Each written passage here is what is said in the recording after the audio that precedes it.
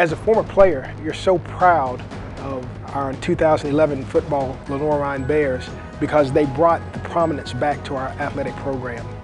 Lenoir-Rhyne has a history of championships, and to see that restored in 2011 makes you proud to be a Bear. I'm very proud of not only our football team, but our athletic department for standing behind our football program and standing behind our athletic programs to produce champions.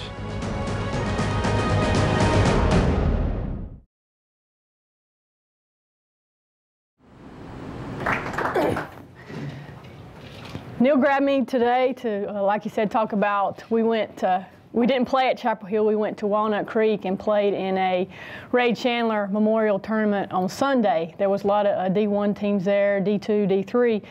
But Sunday afternoon about 12:30 we got to play UNC Tar Heels, as I was asked earlier. So Donna Papa, she's been there 28, 29 years, and they're coming off a conference championship last year, so they had a very good season last year with a lot of their kids coming back. But we played down there. The team was really excited. We found out probably 2 or 3 weeks ago that we were going to get to play Carolina, so the hype with them, we're playing Carolina, and before going down, me and my assistant, we were talking, we want to get everybody in and make sure everybody gets to play, whether we win, whether we lose. So we get going Sunday, Sunday at lunches. We get 2 in the first, and we're like, okay, we're doing well. And they got 1 in the bottom of the first, and from there on, we scored a lot, and they didn't score any more. So we run ruled them in the 6th inning. It was 9-1. I looked yesterday at the stat book. We had 14 hits, and they didn't get their 1 hit until the bottom of the 6th. They had a pinch hitter hit it right down the first baseline. So it was a good weekend for us. They threw 3 pitchers. We threw 1, a freshman, Brandy Hall, lefty. She's probably going to be very good for us this year. And like I said, everybody got to get in and play. But to say you played Carolina and to say you beat them, that's something that I think my team, they won't forget for a long time. And then we turned around at 3 o'clock and played UNC Pembroke and beat them 10-0. For the weekend, we had 30 hits, so we played very well this weekend. And this wraps up our fall ball. The first 2 dates this fall, we played App, and we've got 4 in, and we got rained out. But just coming off of Sunday, I think we'll be very excited. We have 6 freshmen. 2 of them are, or 2 out of the 6 are freshman pitchers, and the other 2 out of the 6 are freshman catchers. So just depends on how much experience they get. But this weekend was very good experience for them to be able to go do that, and to say that you beat Carolina was even better, even better than that. So, because if you're looking at softball in the state, Carolina's probably the best D1 program in the state, and Lenoir-Rhyne's probably the best D2 program in the state. And just talking with some travel ball coaches, one was asked, well, what do I need to know about Lenoir-Rhyne? Donna Papa said, well, I need to know about Lenoir-Rhyne. Do I need to be worried? And then the guy told her, well, they're usually top 20 in the country year after year, so now she knows at least what my name is and and who Lenoir-Rhyne is. So she was not a happy camper after the 12:30 game. But we're excited about the year. We have a bunch of young kids, and we're looking for our 4th straight championship, and that's something that softball has never done. That we're excited, and we want to kind of get to that 4th one. Coach, I have one question. Could you loan some of those 30 hits to my beloved Yankees? You might borrow our shortstop. I think they need a shortstop. So. Thank you, Shena. Thank you, and great job. Thanks a lot for being here again today. So congratulations to Shena on a big weekend. So maybe we need to schedule Carolina's women's softball team. So. That's a great win and a great experience for her players, and I'm sure it's one they won't forget soon. So, well, we had a pretty memorable homecoming afternoon, Saturday afternoon at Moretz Stadium, and obviously a very good game for our program, and came out and played what I think is the most complete game of the season thus far. And we'd prepared very hard for Tusculum. We, like I said earlier in the season, we'd spent a lot of time preparing for their style of offense during the off season, and came out and played very, very well in all three phases Saturday. Obviously, offensively, it's our best game this year, and one of the best games we've had since I've been here, with I think 569 yards rushing, 640 some yards total offense, and 51 points. So, it's hard to top that kind of day, and even still, you can look and find a few things there where we could have put up even bigger numbers. So, but defensively, we were challenged with preseason All-American Bo Cordell from Tusculum.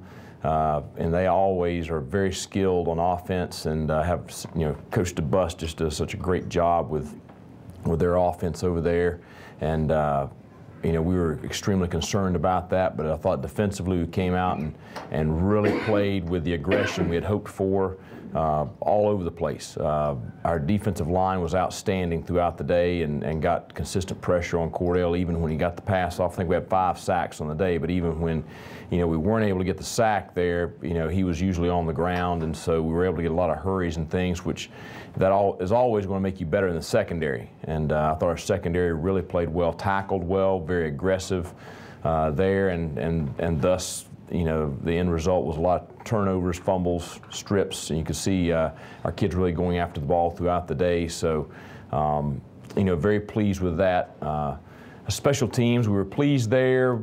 At the same time, I'm a little frustrated with some of the penalties we got Saturday on the punt returns. We had 2 big returns, called back a touchdown by Michael Green that was called back on a needless hold that had nothing to do with the play, and then a long return by Artis Gilmore late in the game that came back on a clip that, again, probably didn't even need to be blocked. So some things there we've got to clean up.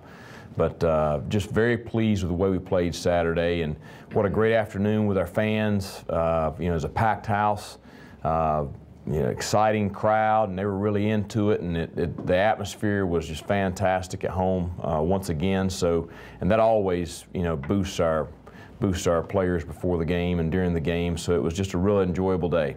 I think our alums and students and all of our fans really enjoyed themselves, and it was just a positive day. So, but as with everything in sports, you're only as good as your last game. So we had to wake up on Sunday and start getting ready for our biggest challenge of the season.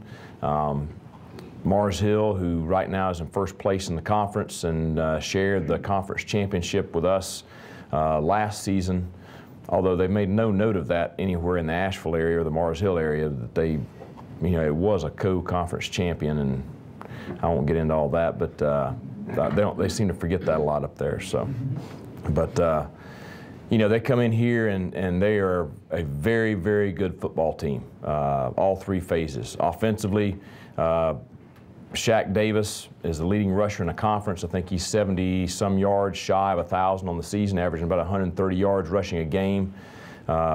John Rick is a senior quarterback, Conference Player of the Week last week with, I think, 370 yards passing, 32 of 50 on the day, and a big win over Catawba at Mars Hill. Dimitri Holmes, all-conference wide receiver, freshman of the year in the conference last year, is having another outstanding year. Duanta Jennings, transfer from North Dakota State, is their second leading receiver and extremely talented there. Up front, they've got a transfer from NC State at left tackle, Denzel Good. They got a transfer from the University of South Carolina, Nick Allison at left guard. They're just a really big physical offensive front. So, we're going to be very challenged defensively Saturday. On the other side of the ball, I think, similarly, they are a big, very athletic defensive unit. They returned Rudy Cabral, first team all-conference inside linebacker, who's a senior this year. In the middle, in the secondary, they have 2 all-conference kids, Michael Robinson and Marvin James. James was first team all-conference last year at corner. Mam Yang, number 90, senior defensive tackle, they've got about 4 or 5 defensive linemen that look very similar. They're all big, move very well, very physical up front. Lamarcus Thicken, very good defensive end. Sammy Sasha, freshman, transfer from Dean Junior College, is having an outstanding year. So, you know, you look at both sides of the football and you just start rattling off just top-notch athletes. They've got a lot of kids that have played Division I football. Rick is a transfer from Clemson. So, you know, obviously there's a lot of talent that we're facing Saturday. They've won 5 straight since losing the first 2 to Division I teams. You know, they're really rolling right now. So we'll have to come out. We'll have to play our best ball game of the year Saturday in order to have a chance to win it. So, questions about last week or this coming week?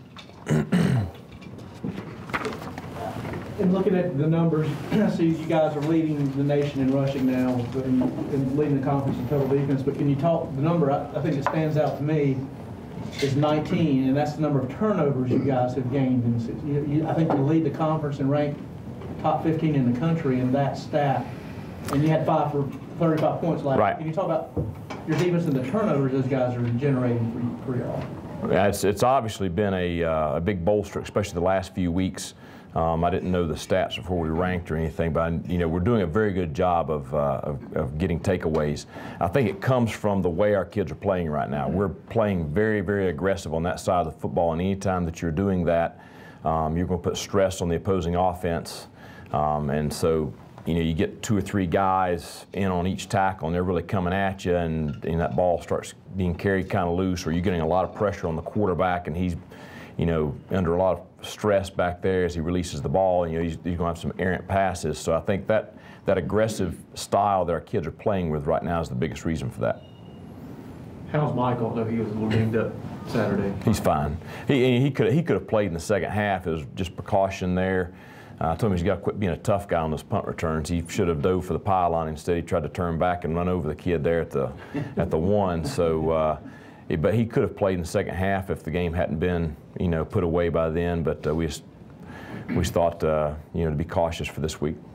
Talk about your offensive line, because it seemed to they just dominated up. Yes. Oh, what a great day. You know, Caleb Myrick kind of led the way, and Joe Ray, I mean, he was a heavy hitter of the week this week, and just he had somebody on the ground every single play, and usually it was something going on right towards the end of the play with him. He's a pretty intense player. So, but I thought they really, similar to what our defensive line did, and those are the 2 groups that we recognized Sunday night at our team meeting, was our offensive line and defensive line.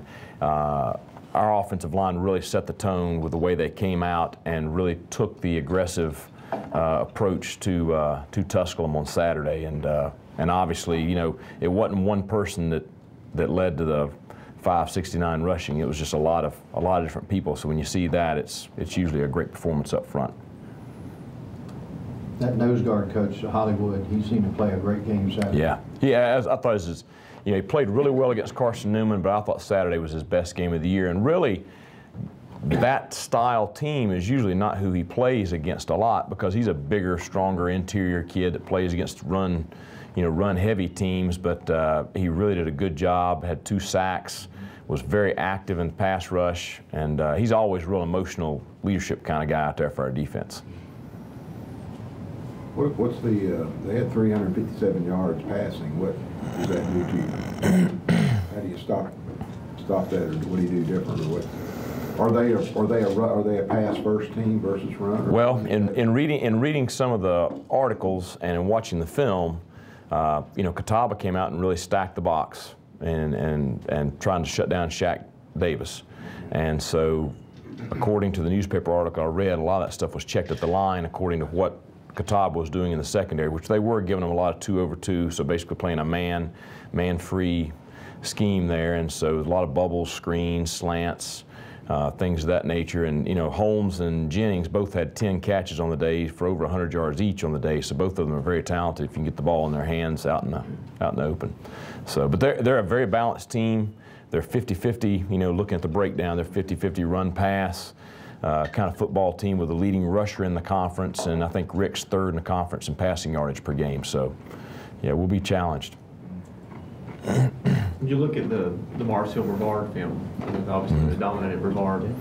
Do you see anything you think defensively they may try to throw at you to try to counter your offense? You can see some. The problem, you know, goes back to when we were getting ready to play Brevard, is you had several key offensive guys that didn't play that game for Brevard. And they had some problems with the film that game, and so the tight shot is part of it's missing, and then the rest of it's filmed from the ground. So it's been a struggle to get a lot of useful information from that game, but it's definitely we've taken a good look at it.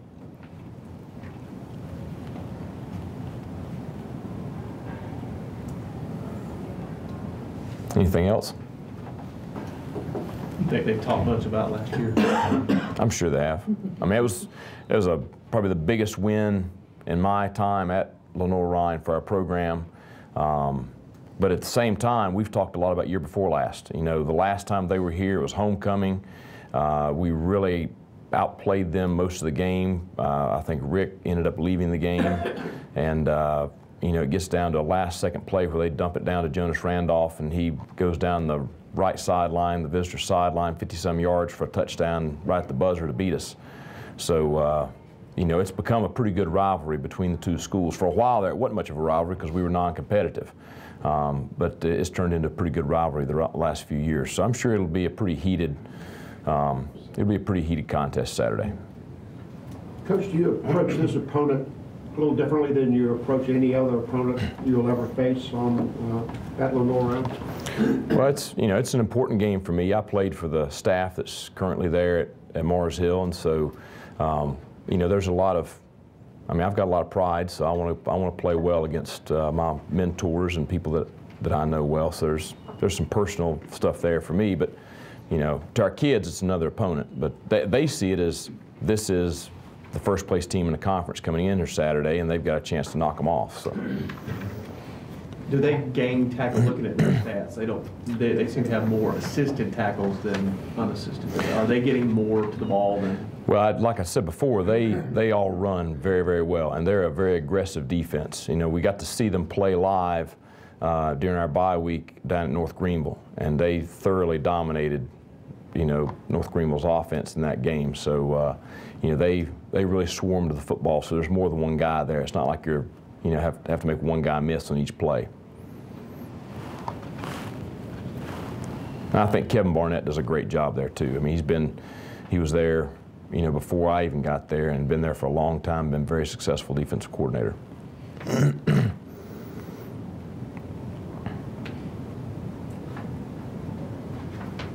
Talk about your play in the red zone. You guys have been successful this year as far as losing points. Well, I wish they wouldn't get down there so much, but we spend a lot of time during the week. We have a red zone period twice a week, and we're doing some different things this year in that part of the field. And but I think a lot of it comes down to, like I said before, is you get down there, the field shrinks on you, so you don't have quite as much space to operate offensively, and then we're playing very aggressively. So I think all those factors kind of work together.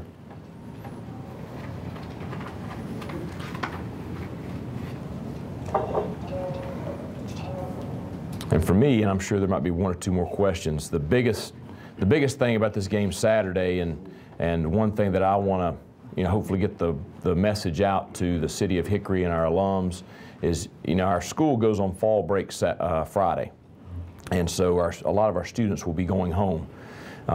With that, I think it's very important that this is one of the biggest home games our program's had easily since I've been here, and so you'd have to find somebody to tell us when the last time you had a game like this here. So I think it's very important that we have. Everybody always told me that the city of Hickory and our alums would support a winner, and I think our players have done their part, and we need a hostile environment Saturday that's in our favor, for a good home crowd. And so, we really want to encourage the city of Hickory to come out and support the team Saturday, and the surrounding area, and our alums to support the team Saturday. So we're doing a couple of things with Saturday's football game.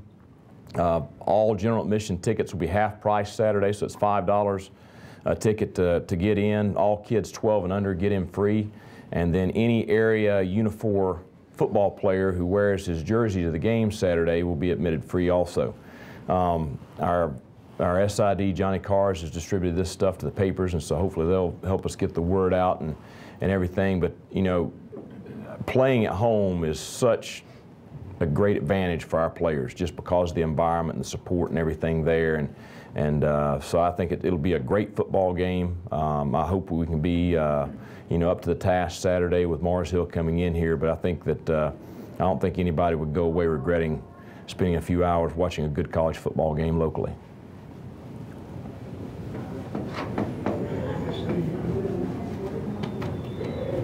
All right. Look forward to Saturday afternoon.